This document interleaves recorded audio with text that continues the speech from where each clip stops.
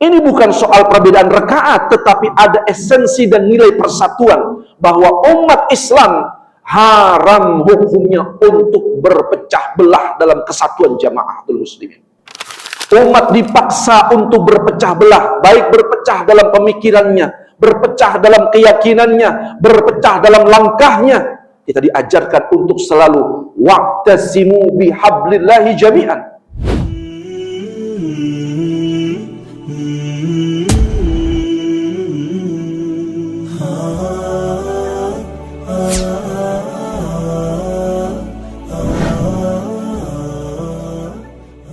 Allahu Akbar, Allahu Akbar, Allahu Akbar, Allahu Akbar, Allahu Akbar, Allahu Akbar, La ilaha illallah, Wallahu Akbar, Allahu Akbar, walillahil hamd. Assalamualaikum warahmatullahi wabarakatuh. Alhamdulillah, Alhamdulillahi Rabbil Alamin, wal aqibatu lil muttaqin, wa la udwana illa 'alal zalimin. Asyhadu an la ilaha illallah wahdahu la syarika lah, wa asyhadu anna Muhammadan 'abduhu wa rasuluhu la nabiyya ba'dah. Allahumma salli wa sallim ala nabiyyina Muhammadin sallallahu alaihi wasallam wa ala alihi wa sahbihi wa man ihtada bi sunnati ila yaumiddin. Ballaghatir risalah wa addal amanah wa nasaha al ummah wa jahidu fillahi haqqan jihadih. Arsalahu bil haqq bashira wa nadhira, amma ba'du fa ya ibadallah usini wa iyyakum bittaqwallah. Faqad faza al-muttaqun, ittaqullaha haqqa tuqatih wa la tamutunna illa wa antum muslimun. Ya ayyuhalladzina amanu ittaqullaha wa qulu qawlan shadida yuslih lakum a'malakum wa yaghfir lakum dhunubakum, wa man yuti'illaha wa rasulahu faqad faza fawzan 'azima. Amma ba'd. Allahu Akbar, Allahu Akbar, Allahu Akbar, walillahil hamd. Ma'asyiral muslimin, sidang salat Id yang sama dirahmati dan dimuliakan Allah. Kalimat takbir, tasbih dan tahmid berkumandang di seluruh penjuru dunia, memantul melalui tebing yang curam, berkelana menembus lapisan ozon. Nadanya lepas-lepas laksana disulam dengan rendah emas untuk memperindah tempat sujud seorang hamba, melepaskan kerinduan kepada Sang Khalik. Allahu Akbar. Maka pada pagi hari yang mulia ini tidak ada syariat dan hukum yang layak untuk ditaati dan dipatuhi sebagai seorang hamba Allah kecuali hukum Allah Subhanahu wa taala. Salawat dan salam semoga terlimpah curah kepada Nabiullah Muhammad sallallahu alaihi wasallam serta keluarganya, sahabatnya dan orang-orang yang tetap istiqamah hingga yaumil qiyamah. Allahu Akbar, Allahu Akbar, Allahu Akbar, walillahil hamd. Ma'asyiral muslimin, sidang salat Id yang sama dirahmati dan dimuliakan Allah. 30 hari lamanya kita ditempa oleh Allah Subhanahu wa taala dalam satu bulan, yaitu bulan suci Ramadan. Bulan di mana jiwa kita, hawa nafsu kita, syahwat kita dididik oleh Allah dengan sedemikian program yang begitu canggih dari langit, sehingga membentuk karakter orang-orang yang saleh lagi bertakwa kepada Allah. Karena itu merupakan tujuan utama kita melaksanakan ibadah syam, la'allakum tattaqun, agar kita keluar menjadi manusia-manusia yang bertakwa kepada Allah Subhanahu wa taala. Allah Subhanahu wa taala berfirman, wajahidu fillahi haqqan jihadih, dan berjihadlah kamu dengan jihad yang sebenar-benarnya. Al-Imam Fakhruddin Ar-Razi dalam kitab Mafatihul Gharib menjelaskan, jihad yang sebenar-benarnya itu adalah jihad menaklukkan, menundukkan hawa nafsu kita. Bukankah sepanjang Ramadan syahwat dan hawa nafsu kita betul-betul dididik oleh Allah Subhanahu wa taala? Karena salah satu di antara kemuliaan, kedudukan ibadah puasa digambarkan oleh Al-Imam Ibnu Qudamah dalam kitab Mukhtasar Minhajul Qasidin. Beliau mengatakan, annahu sirrun wa amalu bih wa amalul batin. Sesungguhnya puasa itu adalah ibadah yang sangat tersembunyi dan amal batin. Inilah yang menjadikan amal ini menjadi istimewa di sisi Allah Subhanahu wa taala, sampai Allah mengatakan, kullu amali ibni adam lahu illa siyam fa innahu li wa ana ajzi bih. Semua amal anak cucu Adam itu untuknya, kecuali illa siyam, kecuali ibadah puasa. Puasa itu datang dariku dan aku langsung yang membalasnya. Karena nilai ibadah puasa itu hanya Allah yang maha mengetahuinya. Selama 1 bulan lamanya kita dididik, hawa nafsu kita ditekan, sampai-sampai hawa nafsu itu menjadi tidak berdaya di hadapan seluruh program-program yang langsung datang dari langit. Dicontohkan oleh Nabi Muhammad SAW dari mulai ibadah puasanya, qiyamul Ramadan, bacaan Al-Quran, bukan 1 halaman 2 halaman kita baca setiap hari. Bahkan lebih dari itu, syahwat kita tidak berdaya di hadapan seluruh program yang datangnya dari langit. Karena itu, ketika syahwat ini ditekan dan dididik dalam rangka menaklukkan musuh-musuh Allah yang paling besar, yaitu syaitan. Karena syaitan sering menjadikan syahwat ini menjadi tunggangan dan kendaraan untuk menaklukkan anak cucu Adam. Kita diperintahkan oleh Allah untuk menjalankan serangkaian ibadah puasa, menahan lapar, haus, dahaga, menahan emosi, kemudian menahan dari hubungan jima antara suami dan istri. Kita dilatih, dididik sedemikian rupa, dan kita sanggup menjalani itu semua, kecuali orang-orang yang lemah imannya. Allahu Akbar, Allahu Akbar, Allahu Akbar, walillahil hamd. Sampai pada satu kesimpulannya, sesungguhnya syahwat itu yang menjadi tolak ukur keberhasilan kita menaklukkan syahwat itu adalah ketika hadirnya keikhlasan di dalam niat dan amal ibadah kita sepanjang perjuangan kehidupan ini. Mengapa?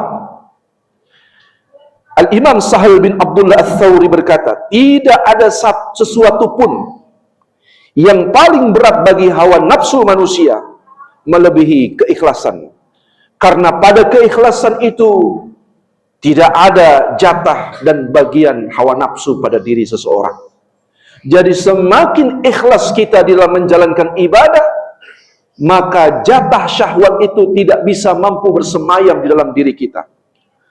Allahu Akbar, Allahu Akbar, Allahu Akbar, walillahil hamd. Begitu hebatnya pendidikan puasa sepanjang Ramadan.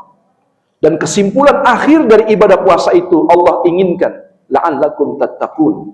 Takwa bermakna 2. 1, tidak rakus pada yang halal dan jijik pada yang haram. Ini hakikat takwa. Sehingga program ibadah puasa 1 bulan ini, di bulan Ramadan, seandainya bisa dihayati dan diterapkan oleh pejabat-pejabat negeri ini dengan baik, maka tentu mereka akan terhindar dari sifat serakah dan rakusnya pada perkara-perkara yang haram. Mengapa? Karena yang halal saja mereka tidak rakus, apalagi pada perkara haram. Tengok negeri ini, hancur luluh lantak berantakan, hanya karena kerakusan syahwat para pejabat negeri ini. Dari mulai korupsi kerompok, sampai kuota haji, sampai PT TBK Timah yang merugikan ratusan triliun uang negara, yang miskin semakin miskin, rakyat yang kelaparan di bawah garis ekstrim di negeri ini semakin meningkat. Bayangkan, andaikan ibadah puasa ini menjadi program resmi di sebuah lembaga negara dengan baik, dikelola dengan benar, maka angka korupsi akan semakin tertekan. Kenapa? Syahwat seseorang ketika menjalankan ibadah puasa, dia akan semakin tertekan dan semakin kurus dan kering. Tapi orang yang tidak benar menjalankan ibadah puasanya, syahwatnya menjadi gemuk, subur, tumbuh dan bergizi, sehingga menjadi kendaraan-kendaraan iblis, kendaraan-kendaraan setan untuk menaklukkan anak cucu Adam. Bahkan lebih dari itu, kita diajarkan bukan hanya ibadah puasa sepanjang Ramadan, kita diajarkan bagaimana kita melatih persatuan dalam qiyamul Ramadan, dalam ibadah tarawih. Kita memang menjumpai di negeri kita terjadi berbagai macam silang pendapat, perbedaan. Ada yang melaksanakan 8 rakaat, ada yang melaksanakan 20 rakaat. Tapi andaikan kita mengerti perubahan-perubahan rakaat yang terjadi pada sejarah akarnya pada masa Khalifah Umar bin Khattab. Umar ibn al-Khattab melihat pada bulan Ramadan, pada masa Abu Bakar As-Siddiq, di sebuah masjid, mereka menjalankan ibadah qiyamul Ramadan, tarawih, terkotak-kotak sendiri-sendiri. Umar merasa tidak nyaman melihat itu semua. Artinya apa? Orang beriman paling tidak nyaman kalau melihat keadaan perjuangan ini, ibadah ini, kehidupan ini, mereka berjalan masing-masing, sendiri-sendiri, nafsi-nafsi, tidak bersatu, tidak berkumpul. Umar merasa khawatir. Maka Umar memerintahkan Ubay bin Ka'ab untuk mengimami sholat tarawih, agar yang tadinya terkotak-kotak, terpecah-pecah di masjid, berkumpul jadi satu. Yang tadinya bacaan panjangnya begitu panjang, maka dipendekkan, hanya rakaatnya saja yang diperbanyak. Ini bukan soal perbedaan rakaat, tetapi ada esensi dan nilai persatuan, bahwa umat Islam haram hukumnya untuk berpecah belah dalam kesatuan jamaatul muslimin. Jangan sampai kemudian kita terpancing, apalagi di era di mana dunia hari ini sedang tidak baik-baik saja.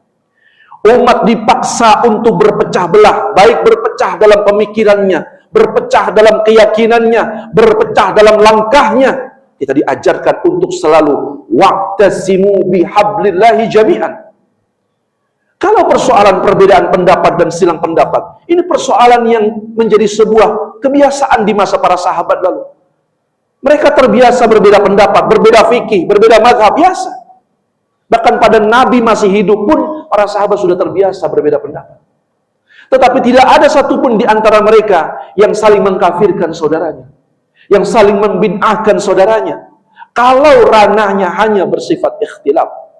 Tapi kalau sudah sampai bersifat iftiraq, mengajak untuk keluar dari kesatuan kaum muslimin, dengan hawa nafsunya, dengan berbagai macam upaya-upaya untuk memecah belah kaum muslimin, melemahkan kekuatan kaum muslimin. Ingat, Allah Subhanahu wa taala berfirman, "Wala tanaza'u fatafshalu wa tazhabu rihukum."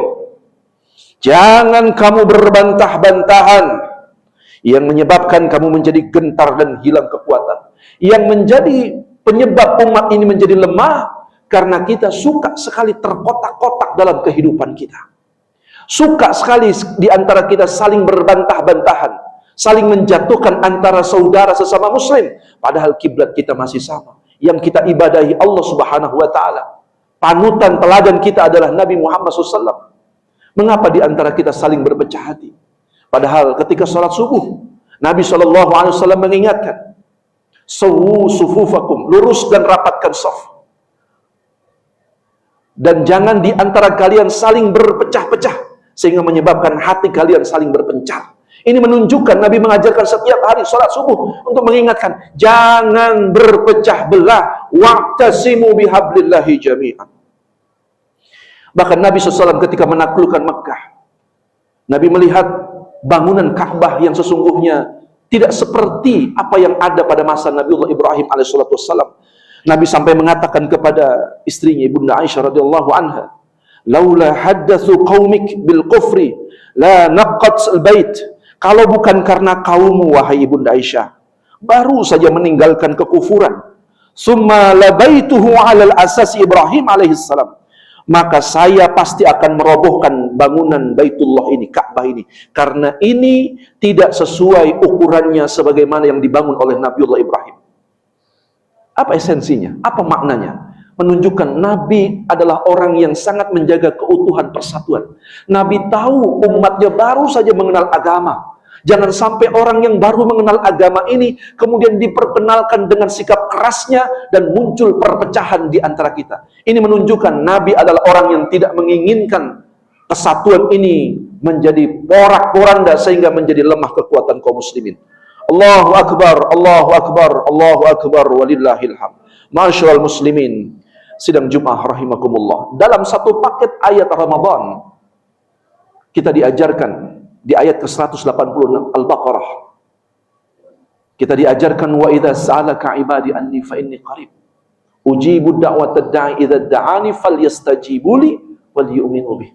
Hendaklah kita selalu tidak pernah sungkan dan bosan untuk memanjatkan doa, karena doa merupakan buhul ibadah. Doa adalah alat ukur betapa rendah dan lemahnya seorang hamba di hadapan Allah.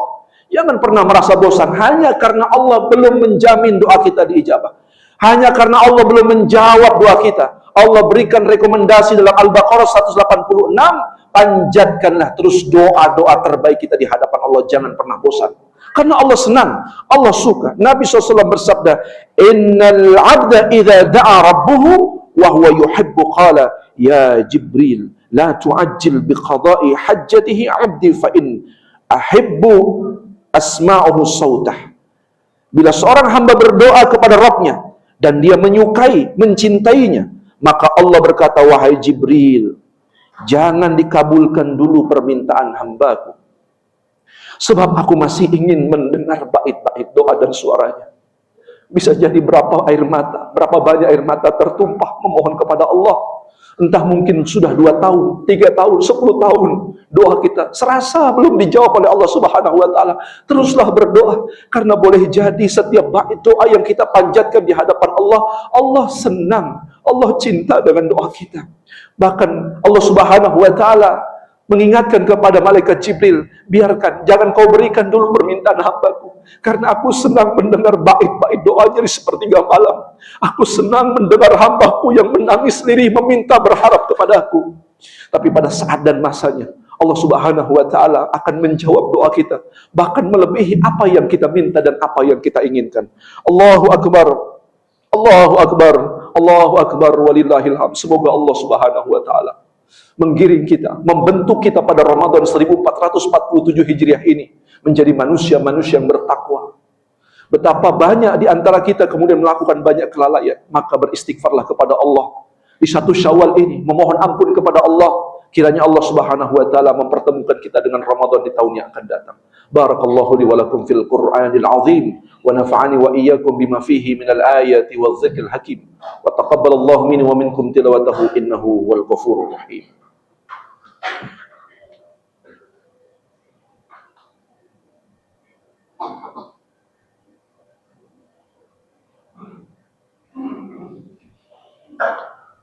Allahu Akbar, Allahu Akbar, Allahu Akbar, walillahil hamd. Alhamdulillah, alhamdulillahi hamdan katsiran kama amar, irghaman liman jahada bihi wa kafar. Asyhadu an la ilaha illallah wahdahu la syarika lah, wa asyhadu anna Muhammadan abduhu wa rasuluhu la nabiyya ba'da.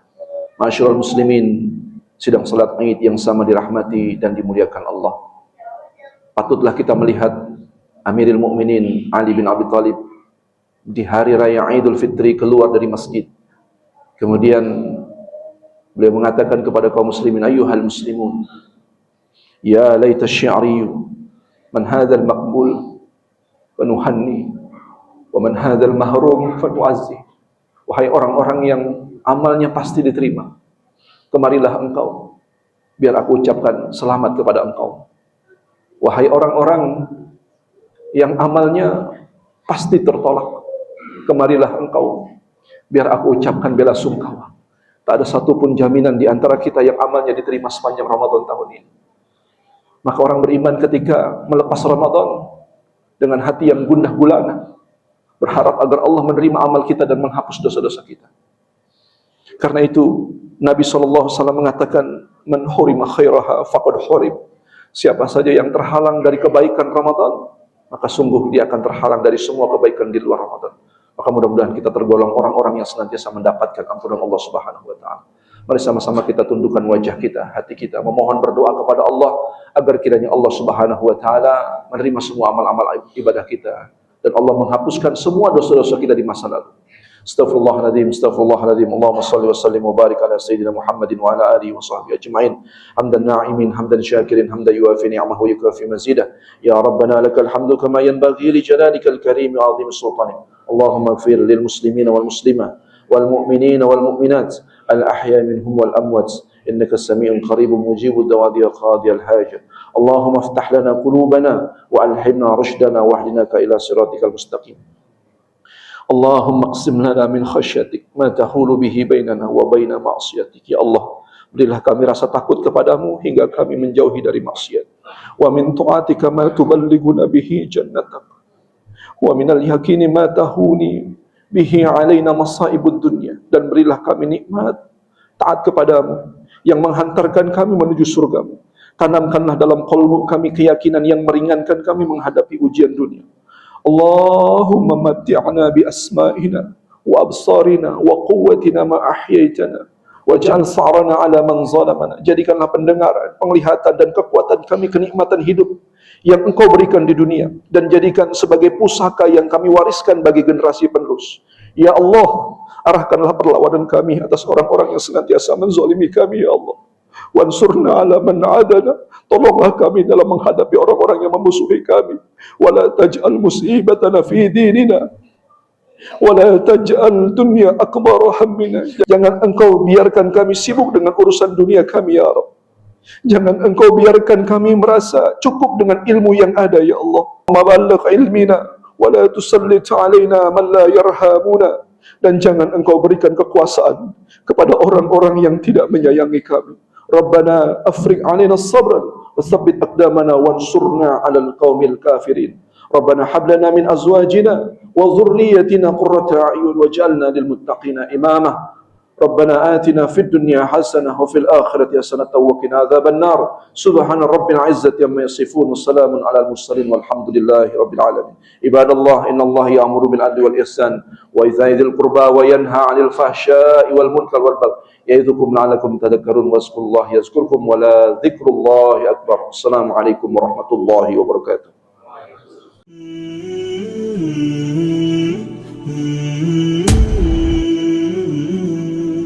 Ah